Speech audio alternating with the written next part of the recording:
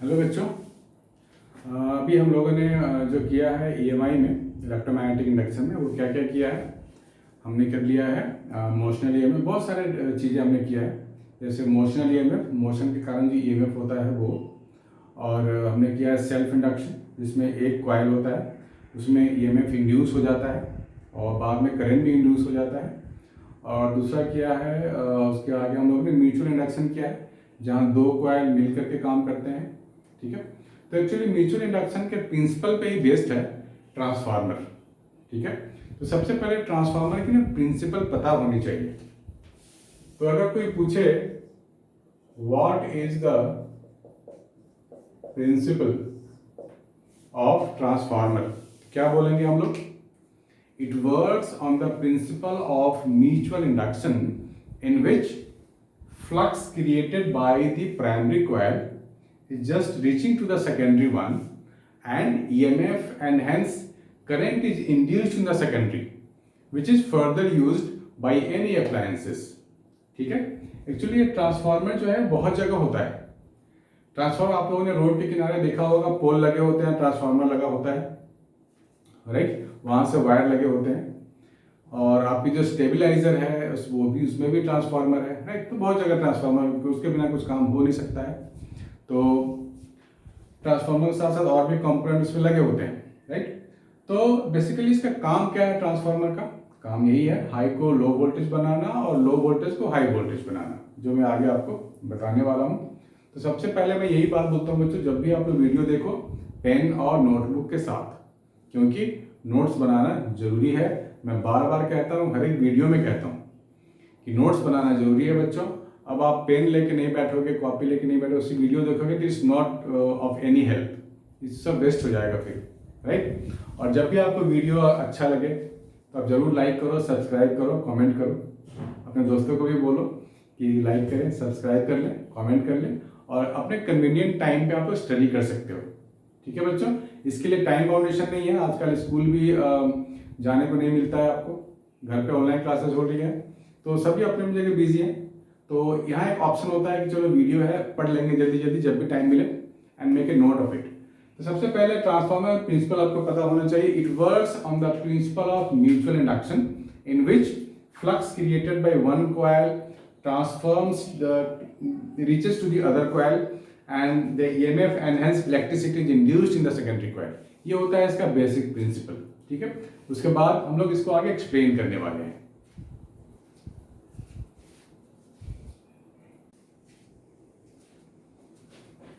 Hello बच्चों, आज हम लोग करने वाले हैं ट्रांसफार्मर। आपको डायग्राम देख के कुछ हिंट मिल गया होगा कि क्या करने वाले हैं। तो बेसिकली ये एसी जो चैप्टर है हमारा, वो उसका इम्पॉर्टेंट पार्ट है, डिवाइसेस में आते हैं। तो एसी में बेसिकली दो डिवाइसेस हमारे को डिटेल में स्टडी करना है। एक तो हो गया ट्रांसफार्मर और दूसरा है एसी जनरेटर, राइट। तो वन बाय वन दोनों हम लोग देख लेंगे। तो बच्चों, ये जो है इसके बारे में स्टडी ये करनी है कि ये काम क्या करता है, इसका फंक्शन क्या है और ये किस बेसिस पे काम करता है, इसका काम करने का बेसिस क्या है। ठीक है, थोड़ा इंटरेस्टिंग होगा आपके लिए, आपको अच्छा लगेगा। बस आपको नोट्स बनाते जाना है साथ साथ, और सिर्फ ऐसा नहीं कि देख के छोड़ देना है, क्योंकि जब तक आप नोट्स नहीं बनाओगे, लिखोगे नहीं, तो वो चीज़ फिर आपका नहीं हो पाएगा, आप समझ नहीं पाओगे। तो एग्जाम के टाइम कुछ स्टडी करने के लिए आपके पास होगा नहीं, परेशान हो जाओगे। ठीक है बच्चों, तो इसलिए मैं कहता हूँ बार बार कि जो भी अब मैं वीडियोज आपके लिए बना रहा हूँ, प्लीज़ नोट्स बनाओ आप, और उसको अच्छे से स्टडी करो बार बार। और उसके ऊपर फिर आप न्यूमेरिकल्स देखो, कॉन्सेप्चुअल क्वेश्चंस देखो, ग्राफिकल क्वेश्चन देखो, तो आपको सारा चीज़ धीरे धीरे बिल्कुल सेटल डाउन हो जाएगा, बिल्कुल कॉन्सेप्ट दिमाग में बैठता जाएगा। तो स्टार्ट करते हैं बच्चों। सॉफ्ट आयरन कोर पहले मैंने लिखा हुआ है। तो बेसिकली ये एक सॉफ्ट आयरन कोर है, आयरन का बना है, और इसमें क्या है कि नंबर ऑफ टर्न लपेटे हुए हैं बहुत सारे। ठीक है, तो इसको नाम दिया गया है प्राइमरी, क्योंकि यहाँ पे हमने करंट का सोर्स एक दे दिया है। यहाँ पर ईपी लिखा हुआ है, मीन्स प्राइमरी वोल्टेज सोर्स है, वो अल्टरनेटिंग है, क्योंकि साइन भी अल्टरनेटिंग का लगा हुआ है, करंट यहाँ वेरी करने वाला है। दूसरी तरफ है एनएस, यानी कि सेकेंडरी कॉइल बोलते हैं उसको। ये प्राइमरी कॉइल, तो ये सेकेंडरी कॉइल। तो सेकेंडरी कॉइल में भी हमारा जो करंट यहाँ बनेगा, इंड्यूस होगा, वो यहाँ हम देख सकते हैं, वो हमें मिलता है आउटपुट के रूप में। उसी आउटपुट का हम इस्तेमाल करते हैं आगे। तो बेसिकली इसमें होता क्या है, यहाँ बहुत सारे आयरन कोर लगे हुए हैं, वो आपस में इंसुलेटेड होते हैं, उसमें हम लैमिनेशन डाल देते हैं बीच में, राइट। क्यों डालते हैं वो भी मैं बताऊंगा। और एक्चुअली ट्रांसफार्मर दो तरीके के होते हैं, एक को बोलते हैं स्टेप अप, क्योंकि उसका काम होता है कि इनपुट छोटा वोल्टेज को आउटपुट बड़ा वोल्टेज बनाना, तो उसको बोलते हैं स्टेप अप ट्रांसफार्मर। और अगर हम लोग इनपुट बड़े वोल्टेज को छोटा वोल्टेज बनाएंगे तो उसका नाम क्या होगा, स्टेप डाउन, राइट। तो दो तरीके के ट्रांसफार्मर आपको मिलेंगे क्लास 12 में, स्टेप अप और स्टेप डाउन। तो यहाँ पहले हमें पता करना चाहिए यहाँ पे क्या क्या चीजें होती हैं। तो बच्चों हम लोगों ने क्या किया, यहाँ पर प्राइमरी करंट दिया है, ऐसे करंट जाएगा, सॉरी एरो उल्टा बना दिया है, ऐसे करंट जाएगा और ऐसे आएगा, इसको नाम दिया गया है आईपी। आईपी मीन्स प्राइमरी की बात हो रही है तो पी, सेकेंडरी की बात होगी तो एस। तो ये जो अल्टरनेटिंग एसी वाला जो इलेक्ट्रिसिटी ये गया इनपुट, ये इनपुट है यहाँ से, तो ये क्या करेगा, क्योंकि वेरिएबल आई है ये, तो ये मैग्नेटिक फ्लक्स, मैग्नेटिक फील्ड बनाएगा पूरे लूप में। तो ये जो मैग्नेटिक फील्ड है वो धीरे धीरे यहां भी एक्सटेंड होके जाएगा, सेकेंडरी में भी जाएगा, राइट, क्लोज लूप बनाएगा ऐसे, तो ये चलता रहेगा ऐसा ऐसा, पूरा एक लूप बनता रहेगा। मतलब इसने जो मैग्नेटिक फील्ड बनाया वो यहां तक भी गया और एक ये सर्कुलेट होता रहेगा मैग्नेटिक फील्ड, ठीक है। अब यहाँ पे क्या है कि बहुत सारे लूप्स हैं, इधर भी बहुत सारे लूप्स हैं, इधर भी, क्योंकि वायर को हमने ऐसे ऐसे लपेटा हुआ है, ऐसे ऐसे वायर लपेटा हुआ है, तो बहुत सारे लूप्स बन गए, यानी कि बहुत सारे सरफेस एरियाज बन गए। तो जब भी मैग्नेटिक फील्ड पास करेगा किसी सरफेस एरिया से, तो हमें पता है वहां तो मैग्नेटिक फ्लक्स होने लगेगा, ठीक है। तो मैग्नेटिक फ्लक्स जहां भी चेंज करेगा, क्योंकि वो तो चेंजिंग नेचर का होगा, चेंजिंग नेचर का इसलिए होगा क्योंकि यहाँ का जो इलेक्ट्रिसिटी है आईपी है वो चेंजिंग नेचर का है, अल्टरनेटिंग है ना, वो तो डीसी तो है नहीं, वो अल्टरनेटिंग है। तो जब अल्टरनेटिंग करंट वहां पे जाएगा तो यहाँ जो मैग्नेटिक फील्ड बनेगा वो वेरिएबल नेचर का बनेगा, वो वेरिएबल नेचर का मैग्नेटिक फील्ड सेकेंडरी में भी जाएगा, वहां भी वेरिएबल ही होगा। दैट मीन्स यहाँ पे जो फ्लक्स होगा वो वेरिएबल होगा। तो जहां भी फ्लक्स वैरी करेगा वहां क्या होगा, ईएमएफ होगा, और हमारे को यहाँ ईएमएफ मिल जाएगा, ईएमएफ इंड्यूस्ड वाला ईएमएफ मिल गया। अब वो क्या करेगा, इंड्यूस्ड ईएमएफ करंट ले आएगा, ऑब्वियस सी बात है, जहां भी ईएमएफ होगा तो वहां तो इलेक्ट्रिसिटी आ जाएगा। तो हमारे को सेकेंडरी वाले में आईएस मिलेगा, करंट इन सेकेंडरी कॉइल, ठीक है बच्चों। तो अब हमें यहां पर देखना है कि EMF in primary upon EMF in secondary, ये होता है number of turn in primary upon number of turn in secondary. ये कैसे होता है ये भी देख लेंगे।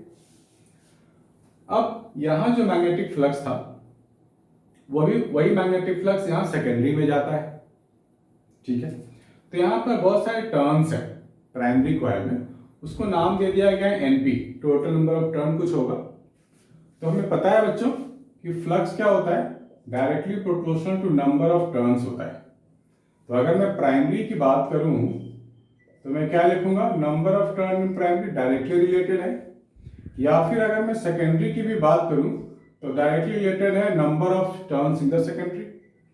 That means flux in primary upon flux in secondary is equal to what, NP upon NS, right. तो यहां पर मैं क्या बोल सकता हूं, मैं बोल सकता हूं flux in primary NP upon NS into flux in secondary, ऐसा लिख सकते हैं हम लोग। अब ऐसा नहीं है कि सारा का सारा जो मैग्नेटिक फील्ड है वो इससे भी पास करेगा, क्योंकि हमें पता है बच्चों कोई भी काम इस दुनिया में 100% होता है क्या, नहीं होता है। कोई भी मशीन हो, ये तो ट्रांसफार्मर है, या कोई भी मशीन की बात कर लो, कुछ ना कुछ इसका मैग्नेटिक फील्ड इधर इधर लॉस भी होता है, ठीक है। उसके बारे में भी हम लोग थोड़ा सा देखेंगे। तो ये जो मैग्नेटिक फील्ड लाइंस हो गया, उससे हमारे को ये फ्लक्स का रेशियो मिल गया। तो अगर मैं इस फ्लक्स को दोनों साइड डिफरेंशिएट कर दूं टाइम के रिस्पेक्ट में, तो मैं लिख रहा हूं differentiating differentiating both sides with respect to t, तो मुझे क्या मिलेगा, d phi P upon d t N P by N S d phi S by d t. तो यहाँ मैं माइनस माइनस अगर खुद से लगा दूँ तो प्रॉब्लम तो नहीं होनी चाहिए। क्यों लगा रहा हूँ, क्योंकि मुझे ईएमएफ चाहिए, ये वाला रेशियो मुझे लाना है। तो ये चीज़ पूरा हो जाएगा EMF in primary N P by N S, और ये पूरा हो जाएगा ईएमएफ इन सेकेंडरी, ये वाला चीज़ हो गया, है ना। यानी कि E P by E S is equal to N P by N S. ठीक है, अगर एन पी ज़्यादा हो गया एन एस से तो हम लोग क्या बोलेंगे, हम लोग बोलेंगे this is a step down transformer. लिख लो बच्चों, if N P by N S greater than 1, है ना, इसको क्या बोलेंगे फिर, स्टेप डाउन ट्रांसफार्मर। ठीक है, और अगर हम लोगों का N P by N S less than 1 हो गया, यानी कि एन एस का टर्न ज्यादा अगर हो गया, तो क्या बोलेंगे हम लोग, स्टेप अप ट्रांसफार्मर।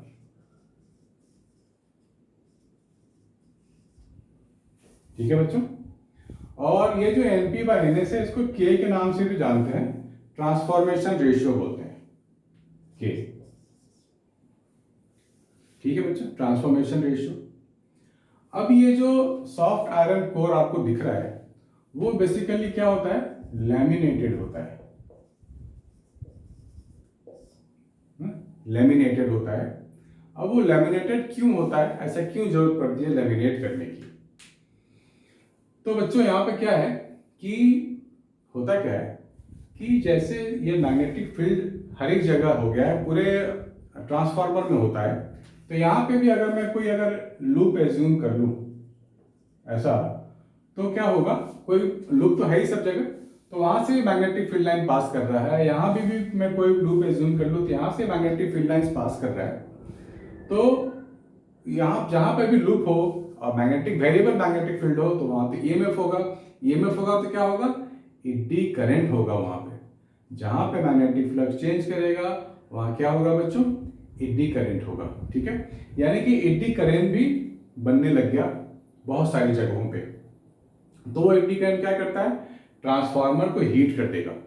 ये जो हमने लिखा है ना आयरन कोर, उसको हीट करने लगेगा, और हीट करेगा तो क्या होगा, उनके बीच का जो इंसुलेशन है वो मेल्ट होने लगेगा, और जब दो लेमिनेटेड कोर आपस में आप पास आ जाएंगे तो हो सकता है शॉर्ट सर्किट हो जाए, ट्रांसफार्मर में शॉर्ट सर्किट हो जाएगा, तो वो बर्न अप हो जाएगा, बर्न आउट हो जाएगा। तो इस चीज से बचाने के लिए हम लोग क्या करते हैं, बीच में लेमिनेशन डालते हैं ताकि इन दोनों का कांटेक्ट ना होने पाए। ठीक है बच्चों, तो ये इसका फंक्शन है। तो आप यहाँ लिख सकते हो इसके इफिशियंसी के बारे में।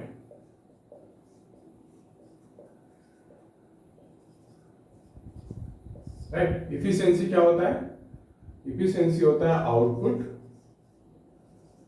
Upon input into 100। तो ये परसेंटेज इफिशियंसी मिल जाएगा हमारे को। जब आउटपुट की बात करेंगे तो आउटपुट हमें हमेशा सेकेंडरी कॉइल में मिलता है, तो क्या लिख सकते हैं हम लोग, ES into IS upon EP into IP। अब voltage into current, voltage into current क्या होता है, रेट ऑफ डूइंग वर्क यानी कि पावर। यहां हम ये भी लिख सकते हैं power output upon power input, लिख सकते हैं ना, power output upon power input. तो इसमें से एग्जाम में एक तो आ सकता है कि पूरा एक्सप्लेन करो ट्रांसफार्मर, तो आपको डायग्राम भी ड्रॉ करना पड़ेगा और आपको सारी चीजें लिखनी पड़ेंगी। ईपी है primary EMF source, input source. IP क्या है, current given in primary. Similarly ES लिखना पड़ेगा आपको, induced EMF developed in secondary. IS भी लिखना पड़ेगा आपको, current induced in secondary, right. और यहाँ पर आपको ये डायग्राम के ऊपर ये भी लिखना पड़ेगा, लेमिनेटेड सॉफ्ट आयरन कोर। ठीक है बच्चों। अब यहाँ पर आपको ये भी देखना पड़ेगा कि कौन कौन से लॉस होते हैं ट्रांसफार्मर में। किसी लॉस की वजह से ही तो 100% काम नहीं हो पाता है ना, कुछ ना कुछ लॉस तो जरूर होता है। 100% काम इस दुनिया में तो पॉसिबल ही नहीं है। तो हम लोग एक लॉसेस का भी एक अलग से बना सकते हैं कॉलम, कौन कौन से लॉसेस यहाँ होता है। तो एक तो पहला लॉस आप लिख लो कि जो ये मैग्नेटिक फील्ड लाइंस बनता है प्राइमरी में, पूरा का पूरा सेकेंडरी में जाए ऐसा जरूरी नहीं है, कुछ ना कुछ आपका लॉस होगा, तो उसको बोलते हैं फ्लक्स लीकेज। क्या बोलते हैं? Flux leakage. इसमें आप एक लाइन आप लिख सकते हो, there is a magnetic flux leakage as 100% flux between primary and secondary is not possible. Second आप लिख सकते हो एडी करंट का factor. Due to this variable magnetic field, eddy current induced which heat up this laminated iron core and energy loss takes place. तो आप लिख लो energy loss due to eddy current. Third factor आप लिख सकते हो, ये जो हम वायर इस्तेमाल कर रहे हैं टर्न्स वाले प्राइमरी में और सेकेंडरी में, इसमें भी तो रेजिस्टेंस है, करंट भी इसमें है।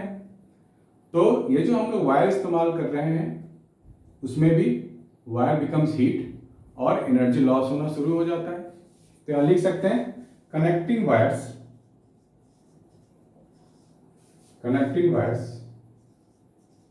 बिकम हॉट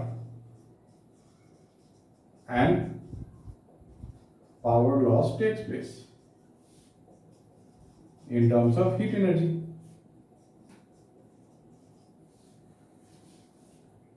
फोर्थ भी लिख सकते हैं, हीट एनर्जी भी हो रहा है उसमें, राइट, और तुम्हारा मैग्नेटिक फ्लक्स लीकेज भी हो रहा है।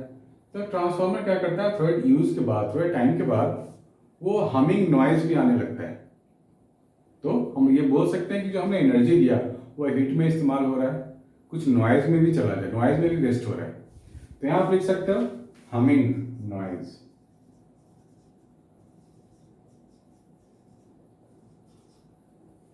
वो भी एक लॉस है हमारे पास। ठीक है बच्चों। तो कभी कभी शॉर्ट मार्क्स में आ जाता है right the losses of transformer. तो आपको इन लॉसेस के बारे में थोड़ा पता होना चाहिए, राइट, नहीं तो आपको समझ नहीं आएगा कि क्या होता है लॉसेस, कैसे होता है लॉसेस। तो हम लोगों ने डिस्कस कर लिए लगभग सारे पॉइंट्स हैं। अब इस पे हम लोग आप पूरे पिछले 10 सालों के क्वेश्चंस भी देख सकते हैं, कैसे कैसे क्वेश्चंस आ रहे हैं।